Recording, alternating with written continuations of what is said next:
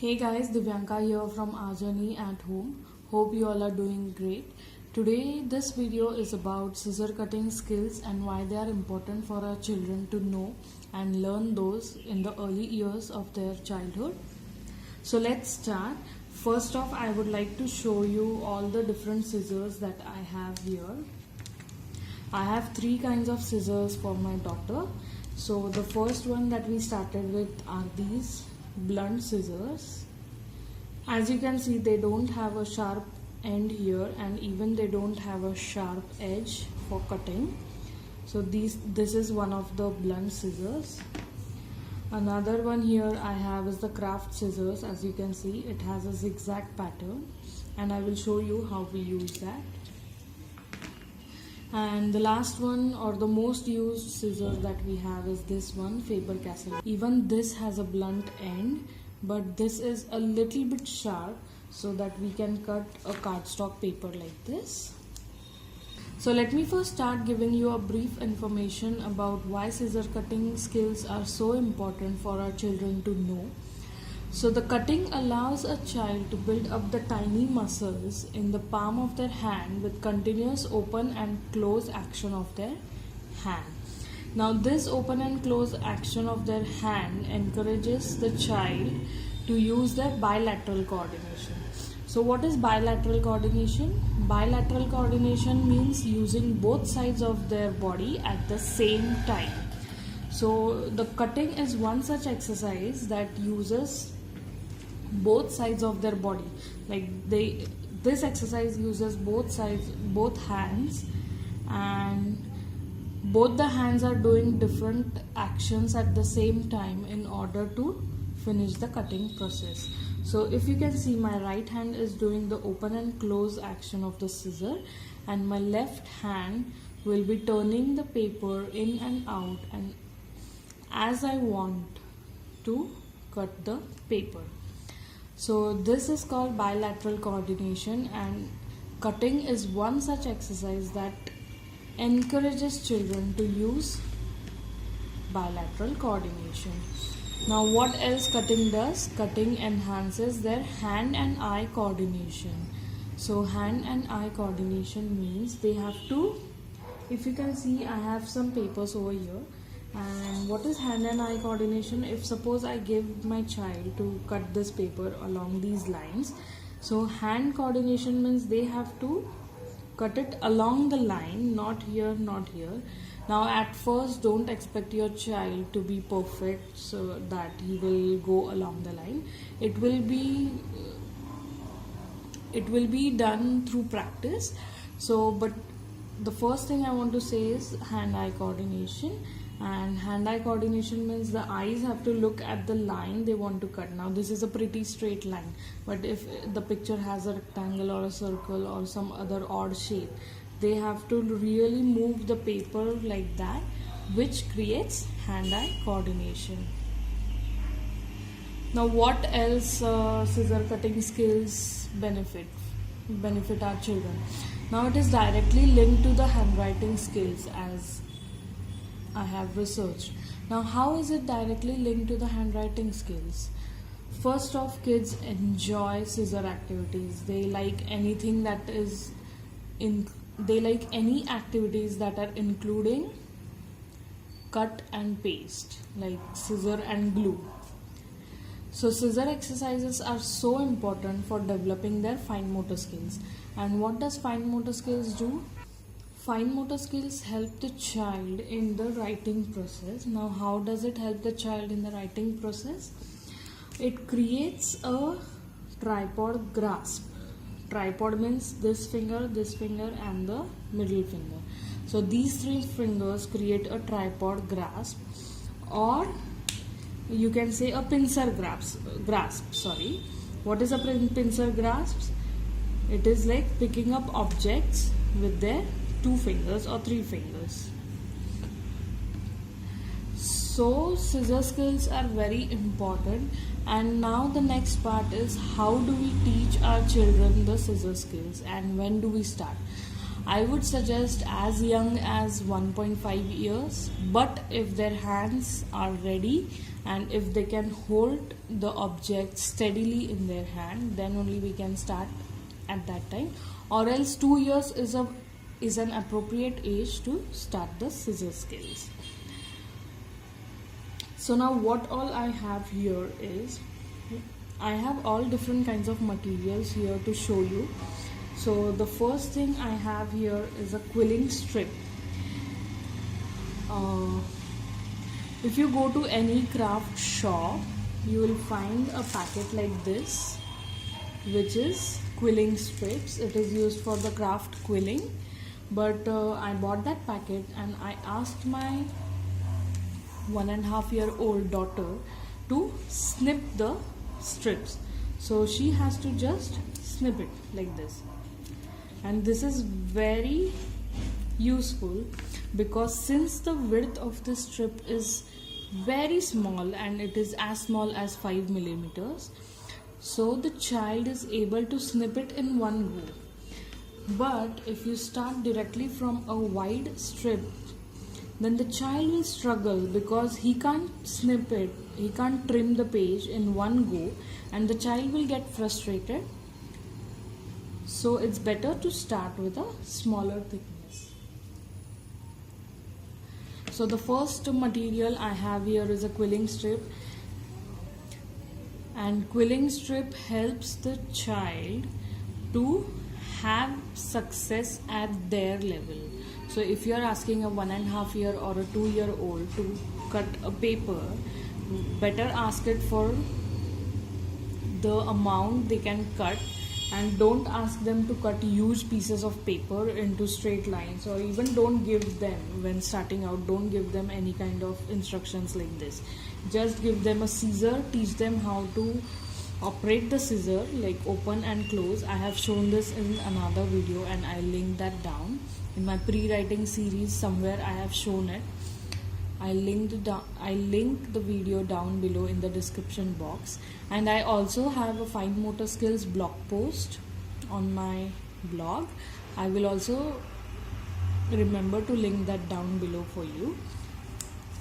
So this is the first material. Now what next I have here is these straws. Now why straws? Again, for their thickness, and the material is different. Plastic is easy to cut like this. If you see, this is easy to cut. Again, in one snip the child can cut into pieces, right? Once the child masters over cutting the small thickness straw, then you can start with a bigger one, because this will require a little more pressure like this. So this is second material. After the quilling strips and the straws, I would like to give the child some Play-Doh. Now I have this fresh batch. So what I will give, why Play-Doh? First of all, it is a very tactile material.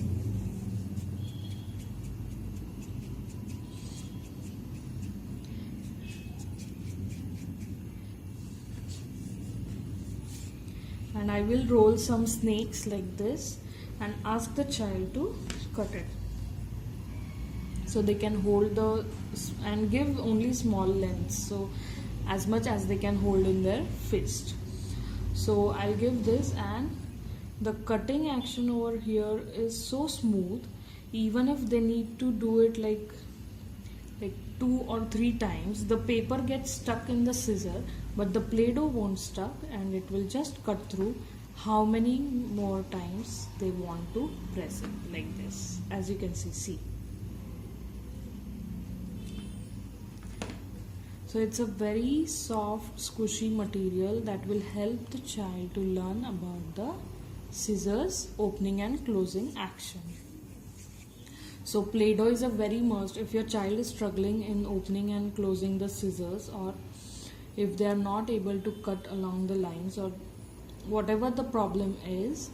Just give them a Play-Doh, roll them into, ask the child to roll it into a snake. So that will be again a fine motor skill activity, and then they can cut the snakes. The next thing I have here is yarn. Yarn is a different kind of material, and you can ask the child to snip it in one go, like this.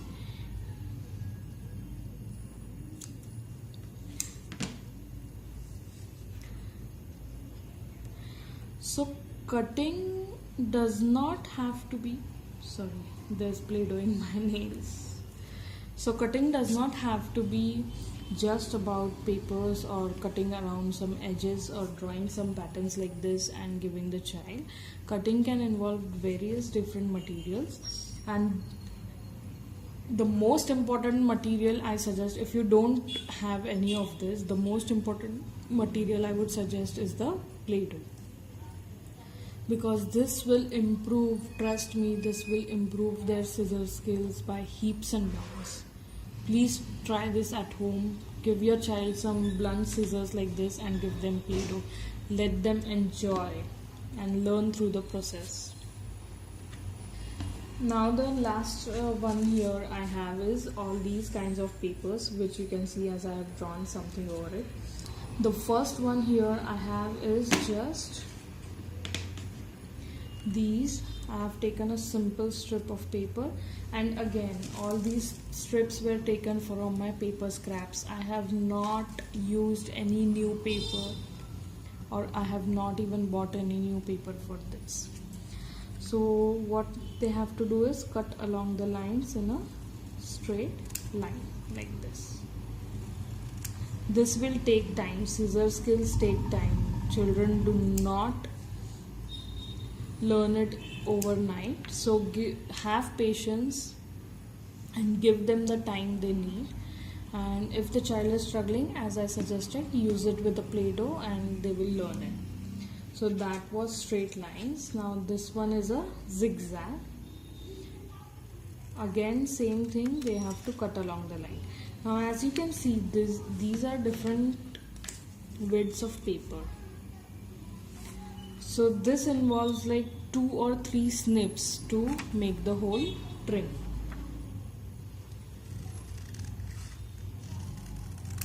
Like this.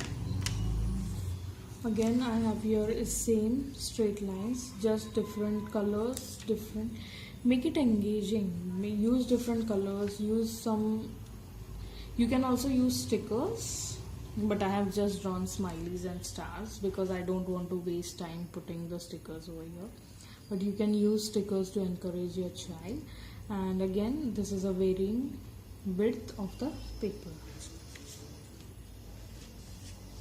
And after they master the straight lines, then give them a little soft curvy lines, then proper wavy lines, and then lines with sharp angles like zigzag vagera. And the last one you can ask them to cut is a circle. So if they are able to cut circles, they are able to cut any shape, because circle is the most difficult shape to cut for young children, and this needs the most bilateral coordination or the most hand-eye coordination. So I will show you one. So this involves rotating the paper along the scissor, and I have to hold the scissor along the lines that I have drawn for the circle. So this will take time to master. Usually the age group the child masters scissor skills is from 2 to 4.5 years of age. And the scissor skills don't need to be a sit down activity, it can be done anywhere. Of course, first start with these basic things, and then you can ask them to cut any wrappers of some food if you get it, or you can ask them to cut plants, dry leaves, flowers, sticks, anything, like whatever we as adults cut in our daily lives. You can ask the child to do the same, just with a child size scissor. If you like this video, please give this video a thumbs up and comment down below and tell me which activity you like or your child likes the most, and how you practice scissor skills at your home. I would like to know, and let's start a conversation below in the comments. And if you think this video can help somebody, do share it with them, and I will remember to post all the links in the description box. Also, you can find all my social media platforms in the description box below, and you can share, subscribe, like, comment, follow our journey at home on all the social media platforms. Be sure to check those out, and I will see you guys next time. Until then, bye bye.